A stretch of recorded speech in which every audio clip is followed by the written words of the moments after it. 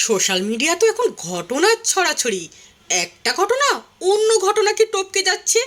এই যে টনি আপু আবার বিয়ে করেছে, এটা নিয়ে তো আলোচনা সমালোচনার কোনো শেষই নেই। এদিকে আবার বারিশক আল্লাহ প্রদত্ত আগের রূপে ফিরে এসেছে, সেটা নিয়ে তো সবাই ভালো ভালো মন্তব্য করছে। আবার আহাদ ভাই তো বিয়ে করেছে, মেজো বউ কিন্তু নিজেই তাকে বিয়ে দিয়েছে, দিয়ে আবার কান্নার নাটক করছে, টিকটক করছে। এসব ভিউ কামানোর ধান্দা ছাড়া আর কিছুই না। কয়দিন পরে দেখা যাবে সে নিজেই বলবে আমিই বিয়ে দিয়েছি আমার স্বামীকে। ভাই আপনি আর কয়টা বিয়ে করবেন বলেন তো?